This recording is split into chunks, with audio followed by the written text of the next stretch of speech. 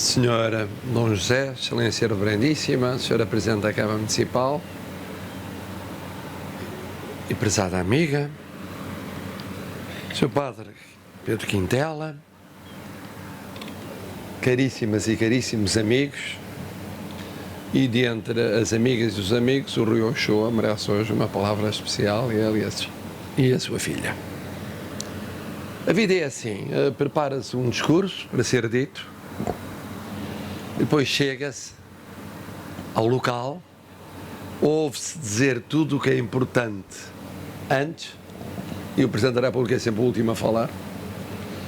Há que mudar o protocolo para passar a ser o primeiro, e muito do que iria dizer está dito e está excepcionalmente bem dito.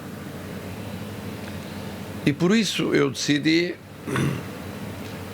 fazer convosco um exercício que é um bocadinho contar uma visão de vida, e uma visão de vida aplicada naturalmente ao volta agora. Já sabem que eu penso, já que vim, esta é a terceira vez, a primeira vez foi há 20 anos, há 20 anos estava a começar o percurso, depois a segunda, foi recordado, foi há 3 anos e meio, quase 4 anos, e esta é a primeira como Presidente da República, mas entretanto já condecorei a instituição como Presidente da República há menos tempo do que a primeira vez em que cá vim, não sonhando vir a ser Presidente da República. Nos anos 60, 70, eu pertencia a um grupo de jovens católicos de que o António Guterres foi, de longe, o elemento mais notável, e é o mais notável a todos os títulos, que estávamos a fazer um percurso ao mesmo tempo que a Igreja Católica vivia o chamado espírito conciliar do Concílio Vaticano II. E esse percurso acompanhava no tempo o nascimento da Grande Lisboa. Havia uma pequena Lisboa, pois havia do outro lado do rio uma realidade diferente, diversa. E como mancha de óleo, houve migrações, e as pessoas vieram do interior, e depois vieram de África, e depois vieram do estrangeiro, mas começaram por vir do interior, dos vários interiores, e foi crescendo a margem sul. E de repente criou-se uma realidade que era nós e eles. Nós e eles. Ou eles e nós. Como já foi recordado, tudo isso veio a fazer parte de uma grande região, Lisboa e Val do Tejo, mas ficaram as diferenças de arranque, as diferenças de raízes, as diferenças de desenraizamento, as diferenças das desigualdades, as diferenças das injustiças, as diferenças dos vários ritmos a que essa grande região vivia a sua vida.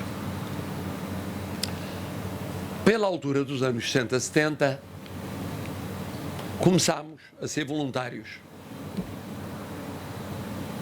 pertencendo àquilo que aqui foi chamado os cuidadores, num sentido mais amplo do termo, que não são apenas os cuidadores informais, são aqueles que são os técnicos, os especialistas, os cuidadores que acompanham nas várias circunstâncias, em várias instituições preocupadas com aquilo que de mais se sofria, com as maiores injustiças, as maiores pobrezas, os maiores problemas de saúde, os maiores problemas sociais. E aí também havia nós e eles. Nós e eles.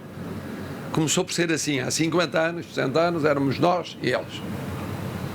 Nós que temos um percurso, um itinerário de vida, considerado como normal, e eles e elas que tiveram problemas ou têm problemas na vida.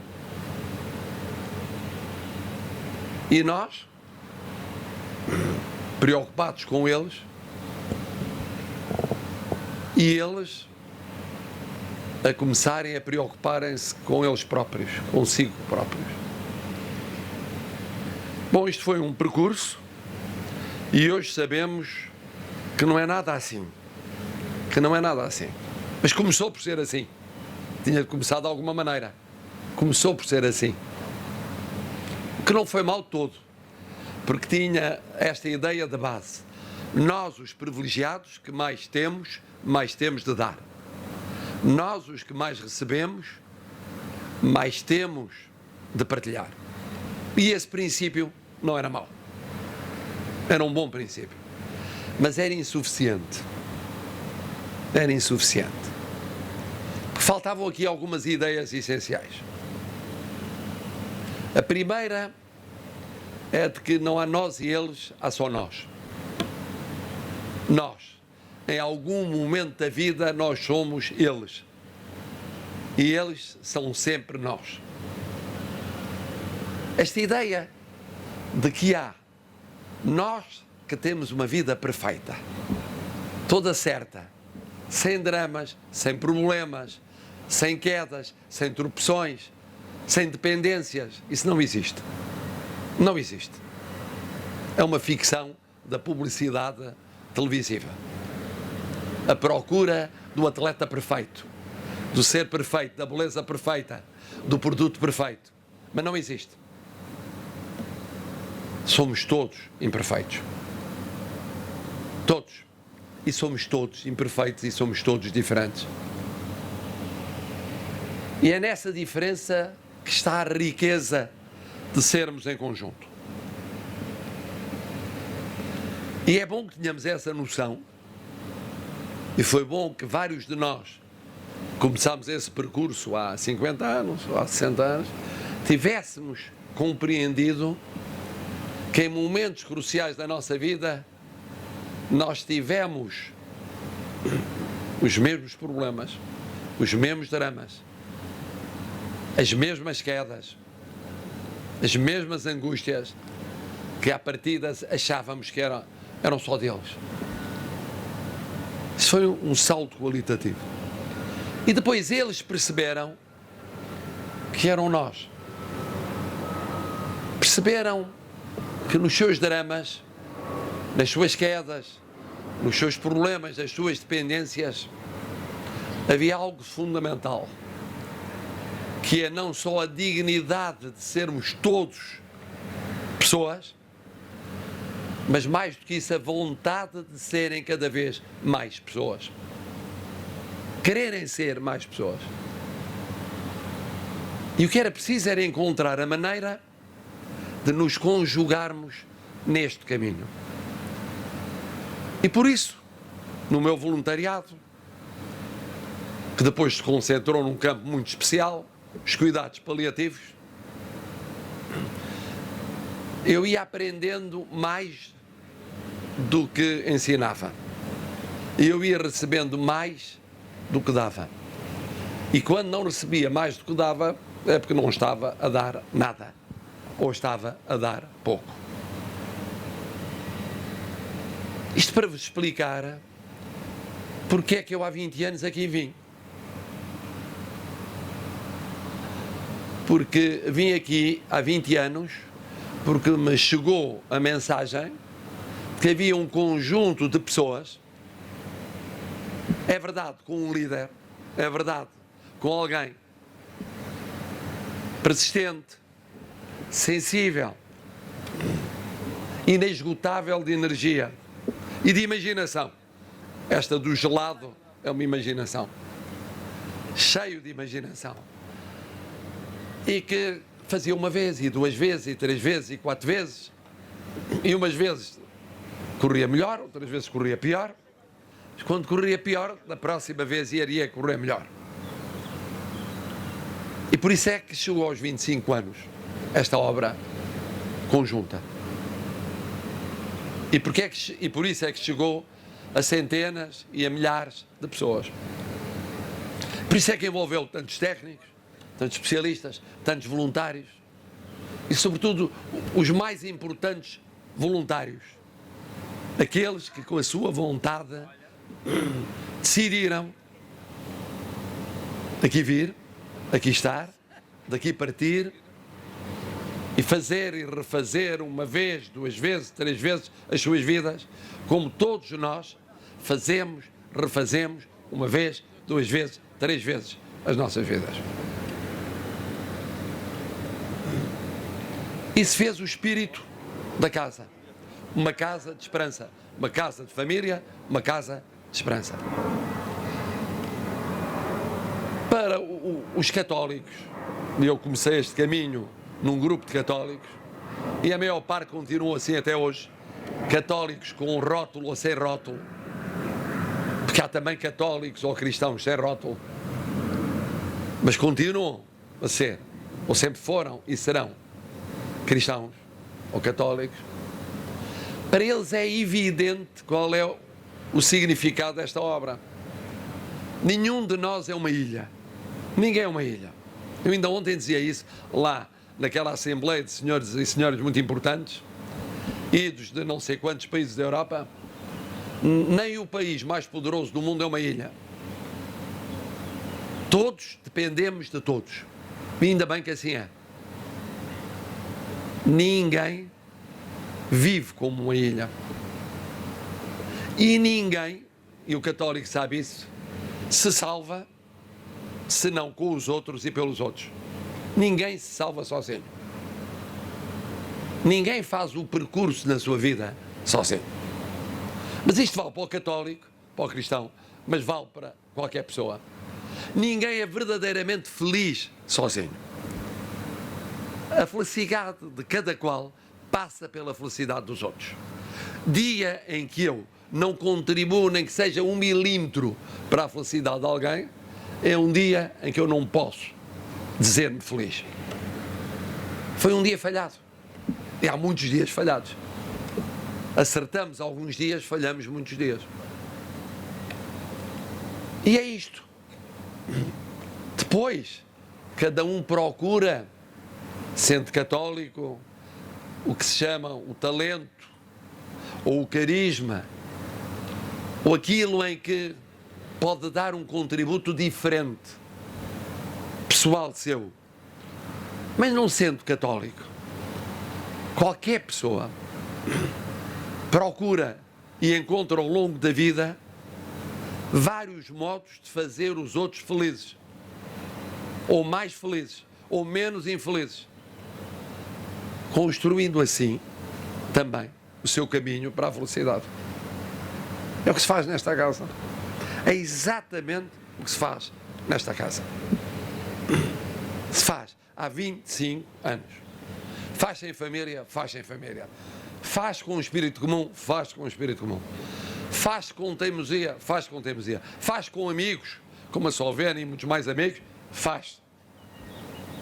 Faz com dificuldades, faz. Faz com o apoio da Diocese, mostrando a importância de instituições com a inspiração cristã, católica, faz. Faz com a compreensão e o apoio da autarquia, do município, da Almada, faz.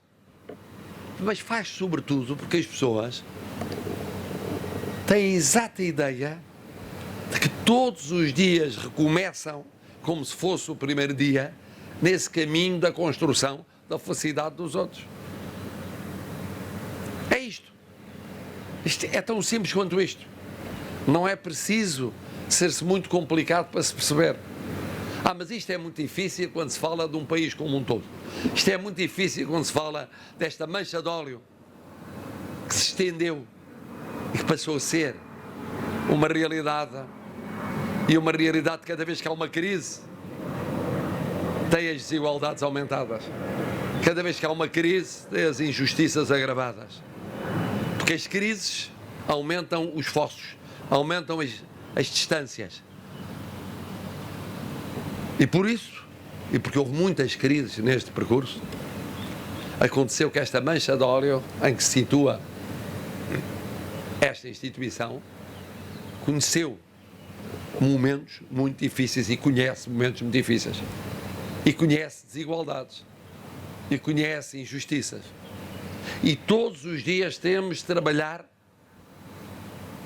para dar passos superando essas desigualdades e injustiças. Todos os dias. Todos os dias. E é esse o nosso objetivo comum. E por isso eu me sinto muito feliz por estar convosco aqui hoje. Porque eu assisti ao nascimento e ajudei a fazer nascer instituições não tão boas como esta, mas tentando cumprir o seu papel, e umas não aguentaram 25 anos. Tenho imensa pena de dizer, houve umas que não aguentaram, outras aguentaram 25 anos. Um bocadinho mais, um bocadinho menos. Andam por aí. E aprendi neste percurso uma coisa fundamental que se chama humildade. Humildade. Erramos mais vezes do que acertamos. Pecamos nós, cristãos, muitas mais vezes do que somos virtuosos. Falhamos nós, cidadãos, muitas mais vezes do que aquelas em que correspondemos àquilo que se esperaria de nós. Mas não desistimos. E a presença das irmãs, já foi aqui recordado, com o espírito da Madre Teresa de Calcutá, ela própria teve crises de fé. Quando alguém que é um exemplo de santificação teve na sua vida crises de fé, quem não foi o cristão que teve crise de fé? É muito distraído ou muito convencido e, portanto, não é propriamente um exemplo de cristão aconselhável. Mas a humildade é essencial. E esta obra é uma obra de humildade. E é isso que eu vos queria dizer. Da alegria que tenho por poder partilhar convosco estes 25 anos. E como cristão, acompanhar o que disse o Sr. Dom José, Bispo de Setúbal, que Deus abençoe esta obra, porque nós bem precisamos, e eu bem preciso, de muitas rezas e muitas orações e muitas bênçãos de Deus. Mas depois, como Presidente da República, em que represento os que são crentes e os que não são crentes, e os que não tiveram nem jamais terão nenhuma fé, mas não são menos portugueses por causa disso. Aí o que eu tenho é agradecer-vos o vosso exemplo social e comunitário. Foi este tipo de exemplo, multiplicado por muitos, que em momentos de crise aguentou o país. Foram instituições como esta, multiplicadas por muitas, que quando faltou o dinheiro, quando houve aperto, quando não foi possível a mão pública estar na base da solidariedade das pessoas, criou a rede, o tecido social que resistiu à crise. E isso agradeço neste exemplo. E agradeço e digo-lhes mais, como Presidente da República, incentivo-vos a mais. Porque a minha ideia com a condecoração não foi dizer, olha, acabou o caminho. O que fizeram foi bem feito. Podem fechar as portas, porque, como cristãos, já deram uns passozinhos para encurtar o purgatório. Como cidadãos, já deram uns passozinhos para poderem figurar no elenco dos que verdadeiramente merecem. Enquanto merecerem. Porque há uns que merecem e depois descobrimos mais tarde que podem também aí merecer um pouco menos. Bom, o que é facto é que a condecoração queria dizer mais do que isso. A condecoração queria dizer agora é continuar para o futuro. Os 25 anos são muito, mas muito pouco para aquilo que vos espera. Eu sei que há finitude da vida, mas o Padre Pedro Quintela está numa saúde invejável E, portanto, ainda tem umas décadas largas para viver. Mas depois do Padre Quintela é preciso que a obra continue. E a condecoração quis dizer isso. É preciso que a obra continue. Porque há de haver sempre gente que precise. Há de haver sempre quem necessite de uma palavra, de um gesto, de um apoio, de um espírito de família, de uma capacidade de compreensão, de dizer o que é preciso dizer no momento exato. E para isso está o Val d'Acor. E agora me lembro que me esqueci do Rui Ochoa. Mas o Rui Ochoa também entra nestas minhas palavras. Porque as fotografias do Rui Ochoa são muito boas. Primeiro porque ele é um ótimo fotógrafo. Muito bem. Um bocadinho vaidoso, mas quem é alguém que tem qualidade que não é um bocadinho vaidoso? Bom, mas são muito boas porque o Rui Ochoa apanhou o vosso espírito. E apanhou o vosso espírito porque ele, como aquele que vos está a falar agora, também, em vários momentos da vida, experimentou aquilo que todos vós experimentais nesta casa. Olhamos para as fotografias e houve momentos da minha vida, e imagino eu da vida do Rui, em que houve necessidade de sentir esta mão, este braço, este apoio, este dar os braços em roda para reforçar a solidariedade. Aquele estar sentado a falar e a ouvir e a aprender e a receber e a dar. E as fotografias valem por isso. Porque por detrás daquela fotografia há a vossa vida, há as vossas pessoas, há os vossos dramas, há as vossas alegrias, mas há os dramas do Rui, há as alegrias do Rui, há os altos e baixos da vida do Rui, como há os altos e baixos da minha vida e da vida de todos nós. E essa é a riqueza da vida. E por isso acreditamos na vida. E por isso, este nosso encontro de hoje é um hino à vida. À vida que foi, à vida que é, e há muita vida que há de ser aqui no Val d'Acor.